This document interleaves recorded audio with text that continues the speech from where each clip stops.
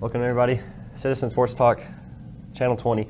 Kaden Reinhard joined here with Jacob Smith. And everybody, this is going to be our last episode of 2025 talking about football. Why is that, Jacob? You had the pleasure of going down 5 Mile Mountain last night. If you want to talk about what we've seen last night in Gretna. Yeah, it was first of all, long drive to get down there. I had to come all the way from Christiansburg after class, make it all the way to Gretna to watch what would be a very high-scoring affair, 111 points scored in total last night. And it got started off with a Sam Phillips passing touchdown to Gabe Hollett, a senior connection, as I called it when we've called games together, talking about those two this year, the starting quarterback and his number one wide receiver this year. And then Rayshawn Logan, WFXR Player of the Week a couple weeks ago after their comeback against Appomattox in Week 10. He had a rushing touchdown. Phillips matched it with his own rushing touchdown. Rayshawn Logan had 3 rushing touchdowns in the first half. And Sam Phillips, again, a second rushing touchdown, a passing touchdown to Max Harris, a passing touchdown to Nico Milanes as well. And then in the first half, the only possession that didn't end in a score, Kate, and we talked about before we got started, was a J.J. Huff interception thrown by Rayshawn Logan at the last play of the half, too, as the clock ran out. But then right out of the gate to start the second half, Floyd tried an onside kick. The Hawks were able to recover it. They would go 4 and out, had a turnover on downs. And then Floyd was able to get into the red zone, had to go for a 4th down of their own, didn't convert as well. And then looking again, Rayshawn Logan had another rushing touchdown to take the lead back for the Hawks. The lead change would go back and forth a couple times the rest of the way. Gabe Hollett had a rushing touchdown in the fourth quarter, first play of the fourth quarter. And then number 12 for the Hawks, Khalil Waller, he had a big night as well for the Hawks. He had, I believe, 3 rushing touchdowns. He tied the game, 42 apiece. And then Floyd County, the only punt of the night, gave the Hawks the football, tied game. They were able to go down the field and score. 49-42 was the score after Waller's 3rd touchdown. Braden Alley, the starting left tackle for the Buffaloes, was able to get a touchdown. Sam Phillips is at the 1-yard line, fumbled as he was crossing the end zone. So a rare offensive lineman touchdown to tie the game at 49 after the extra point was good. And then a rushing touchdown. This was Khalil Waller's 4th touchdown of the game. The extra point would be good to make it 56-49. And then Phillips had a 34-yard rushing touchdown. The extra point was no good. Kind of a miscue there. It was like a fake PAT attempt. Just some miscommunication there. So the Hawks would end up winning 56-55 as the Buffaloes were unable to recover the onside kick attempt. In the end, the Hawks just ran out the clock, and very back and forth, like I said. We've kind of seen it a couple times already this year, the Carroll game for the Buffaloes, going back to that one, for example. Just these shootouts that the Buffaloes can get into at times. Even the Grayson game back in Week 4, you can consider that as a shootout as well. Just all offense, no defense, it felt like. Very, very few stops, and those few stops for both sides made a difference in the end.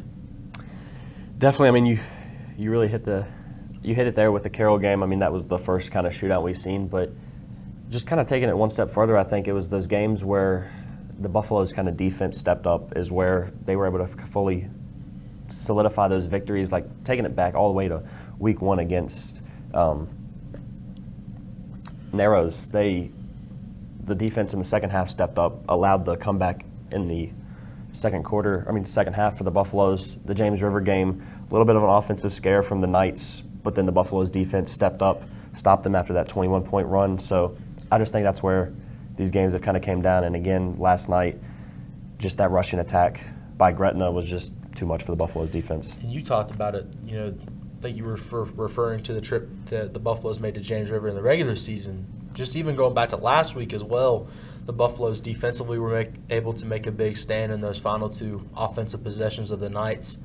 I mean, that's kind of what won them the game, forcing, like I said last week, 2 drives that ended with back-to-back-to-back incompletions. J.P. Dunford had the interception to seal the deal last week.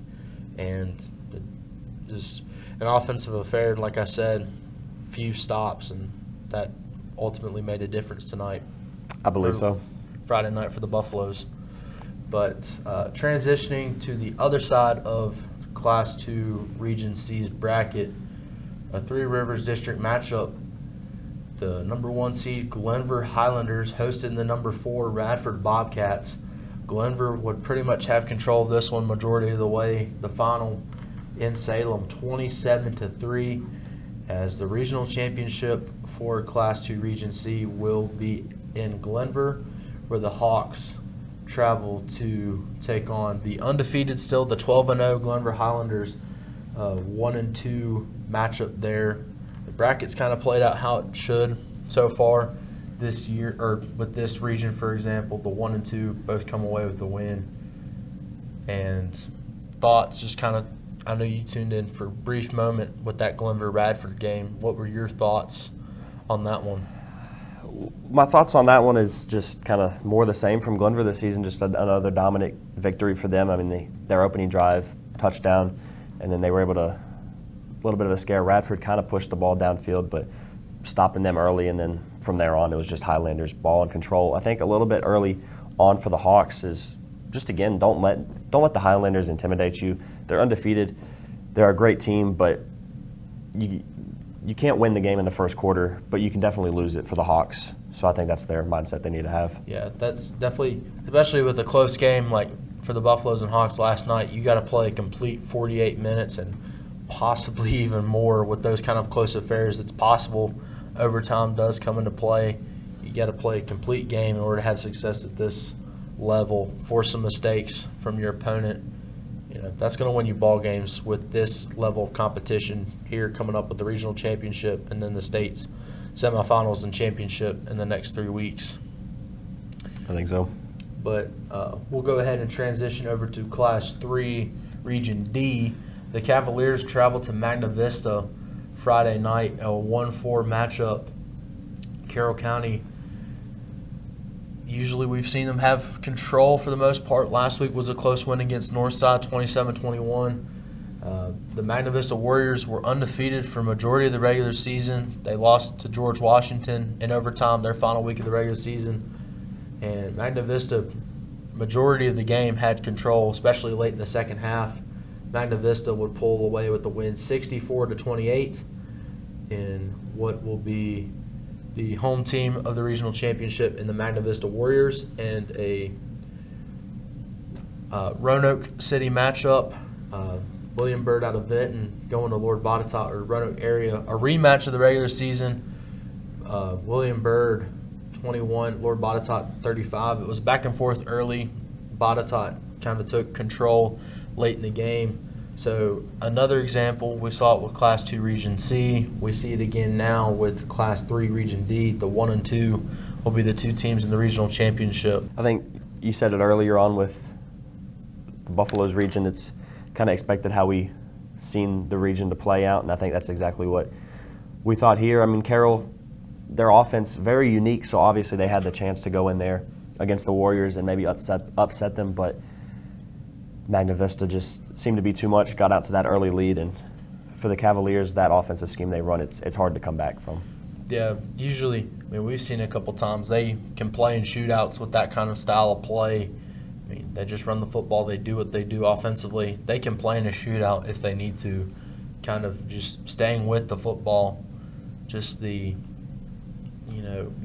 mystery behind who's got the football in that offense between the Traps and Powers and, the occasional keep from Isaiah Easter.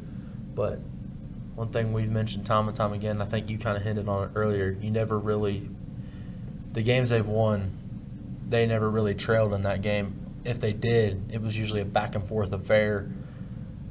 If you look at their 3 losses, including Friday night, week 2 against Grayson, we were at that game. Grayson got control early. They were able to handle the Cavaliers early in week 2. The Cavaliers had a 12-0 lead, and Glenver was able to take control late, score 43 points or something like that. Something in that area. Just this team needs, or the one exception is the Glenver game. They had the lead early, but that's a good football team, talking about Glenver, that being the lone exception. So this team really likes to play ahead. So I think that may be a next step in kind of, this new era for Carroll County football with Coach Greer. Is you've gotten to this point, you've hosted a home playoff game, you've been able to take control of some of these winnable games. Now it's time to kind of take the next step, take control of some of these, games that you wouldn't have won this year, next year. Definitely. I mean, if your lone outlier of a season is the Glenver Highlanders, I think you're doing something right as a football team. Yeah, I think it's definitely exciting to see, what they have coming up. The 3 teams they've lost to, they're all playing next week. Grayson County made the regional championship for 1D, I believe, or 1C. Magna Vista made the regional championship for 3D, and then Glenver made the regional championship for 2C. So the 3 teams they lost to, all very good quality football teams. So definitely something to hang their hat on for sure. It's exactly what we're kind of seeing here with the Floyd County Buffaloes. I mean, just a new coach with Cromer, and just as Greer is with the Cavaliers. I mean, this stage so far early on into their careers with these new teams is incredible, I really think. Yeah, and kind of you mentioned it with Coach Cromer. The exact same thing happened. Radford was a loss for the Buffaloes. They were in the regional semifinals. They probably would have been in the regional championship if they didn't have to play Glenver last night or Friday night. Talking about Glenver too, that was a loss week 11. They're in the regional championship. Another kind of, it helps Floyd and Carroll in this category, not in a good way, but definitely creating argument there. Glenver is a good football team. We've said it time and time again this year. And then Carroll County making it in the regional semifinals. The teams that the Buffaloes had lost to, kind of a similar situation with the Cavaliers. All the teams that the Buffaloes lost to this year were playing this week. So definitely a compliment for what's going for, we mentioned Carroll County previously, and for the Buffaloes as well, despite the losses for both programs last night. But I think we'll take a quick break. I know we'll have our upcoming schedules. Kaden will read those off to you all, and then we will preview basketball a little bit. We'll take the Thanksgiving week off. We'll give ourselves a little bit of a break to enjoy the holiday season, enjoy some college football, some of rivalry weekend, some of those Black Friday matchups as well. But Kaden, we'll take care of those when we return. You're watching Citizen Sports Talk here on CCTV Channel 20. All right, everyone, welcome back to Citizen Sports Talk. Jacob Smith with Kaden Reinhard, and going back to you, Kaden. We're talking about what's coming next, Thanksgiving week and the first week of December. We're taking the holiday week off. We mentioned it earlier. What's all in store for Cavaliers and Buffaloes athletics? Yeah, we'll just give a first quick next week breakdown with the Thanksgiving break for both the Floyd and Carroll. They'll just be having some short weeks. So starting for the Buffaloes on Monday, boys and girls middle school basketball traveling to Blacksburg for their match. And then they're off for the rest of the week. For Tuesday, boys JV and varsity scrimmage. They'll be hosting Christiansburg here in Floyd. And then on the 26th, ending the week for the Buffaloes next week, girls JV scrimmage. They'll be heading down to George Wythe for that. Then for Carroll next week, just Monday and Tuesday in action for them. Starting on that Monday, boys and girls middle school basketball hosting Christiansburg, and then their wrestling middle school be traveling down to Patrick for their match on Tuesday, ending their week. A little bit of a busy day for them though. Wrestling middle school be hosting Rural Retreat, as well as the boys JV and varsity will be hosting Abingdon next week for their scrimmage. Then as well, the girls JV and varsity, another matchup with Rural Retreat that day, except they'll be traveling down the road to play them. Just a short week for both the Buffaloes and the Cavaliers next week. Heading on to December action now for the Buffaloes. Monday, December 1st, middle school boys and girls taking on Pulaski in Pulaski.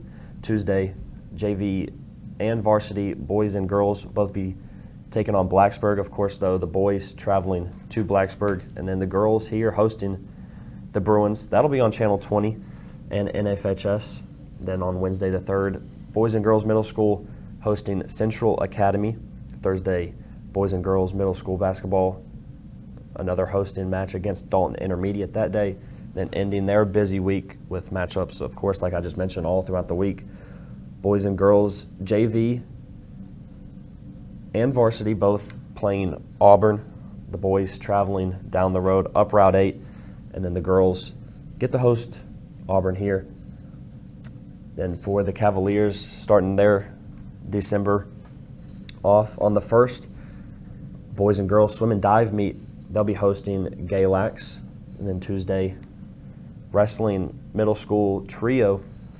That's in Blacksburg, as well as the middle school basketball traveling to Blacksburg for their matchup. Then boys and girls JV and varsity playing the Pulaski Cougars. The boys, they get to travel to Pulaski. The girls get to host. That girls game as well will be on NFHS. Then for the third, midway through the week for the Cavaliers, they're wrestling varsity quad matchup in James River, down 81 in Buchanan. And then another matchup on Channel 20 for us. For the Cavaliers, boys, JV, and varsity host Fort Chiswell in Carroll County. Rounding off the week, starting in Thursday, boys and girls middle school get to host Patrick, and then ending off the week, a busy Friday for Cavaliers, starting off swim and dive. They get to travel down to Elkin, North Carolina for their matchup. Wrestling gets to travel to Hidden Valley for their varsity matchup, and then the boys, JV and varsity, get to host Galax and Cavaliers, get to host Galax. Galax, I'm pretty sure. Oh, they're at Galax for that one. Excuse me for that. And then the girls, they travel to Cave Spring for their matchup. Yeah, like a lot written down there. Busy week for both. Yeah. Good job. I mean, a lot to read. I gave you a little extra, 2 weeks instead of just 1 week. Not too much for us to get to really talk about, so let's go ahead and preview next week. You kind of mentioned it, the girls, Lady Buffs, hosting Blacksburg. All the talk, probably Ross Sneed coming back first year with another tenure as the Lady Buffs head coach. Took a few years off. Karen Radford took over there. Coach Sneed coming back this year. Had that scrimmage Wednesday. What do you expect from the Lady Buffs going forward this year? Kind of a rebound year from last year. Yeah, I think it's just going to be a new identity back with Sneed. I mean, he knows what he wants here, taking over for, of course, Alan Cantrell. So he had big shoes to step in his first time. So the kind of nerves for him, I think, are gone. He knows how to run this program. He's going to implement what he wants to do, and just that tenacity to fight for all 4 quarters is going to be evident for these girls all season, I believe. Yeah, I think you kind of mentioned it. The last time he was the head coach, towards the end of that first tenure, Lady Buffs made it to the state tournament. Believe it. Showing our age a little bit. I was in 8th grade. I'm pretty sure you were sophomore in high school. So that tells you, the success that he's had, even towards the end. The COVID year kind of shook up some things. His final year in that tenure, and then kind of getting to come back. I could see it when he was at the scrimmage, just the emotion. He's excited to be back, I'm sure. So it'll be a fun year for the Lady Buffs basketball this year. And then the Cavaliers as well for the girls basketball. They didn't have the best of years last year, so maybe a rebound year for them as well. They were really successful 2 years ago. We'll see what they can bring in store. And talking about the boys for both Buffaloes and the Cavaliers, Buffaloes coming off the state semifinal appearance, the Cavaliers coming off a state quarterfinal appearance. So definitely some expectations for the boys' side of things. I think at least the Buffaloes and the Cavaliers both can deliver on those. They probably have pretty good established programs as well. Yeah, I mean, the established programs is exactly what there is here in Floyd and Carroll. I mean, if you look at it within the past, we can say decade just to be safe. I mean, there's been regional state appearances for all 4 of the teams we're going to be programming or talking about here. So just getting back to those roots that they know how to is going to be, I don't think it'll be a challenge for either for the Buffaloes. I mean, losing a couple of starters like Gavin Harrington and Aiden Cox last season, but I think you're going to have players ready just to step up like you always do with Brian Harmon at coach. Yeah, I think something to mention as well, the team, they lost 5 seniors last year. 4 of them key contributors. You mentioned Gavin Harrington and Aiden Cox, Corey Turpin, and Micah Underwood as well for the Buffaloes. At the same time, you can almost feel like they didn't really lose anything with how young they are. You know, they had a lot of freshmen contributing to that team last year, and kids moving up from the JV team this year. That team's going to be young.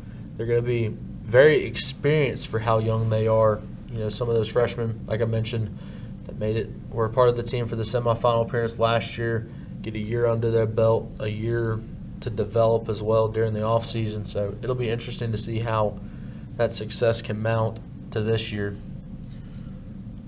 But unless you have anything else to add, I think that'll wrap up our episode this week.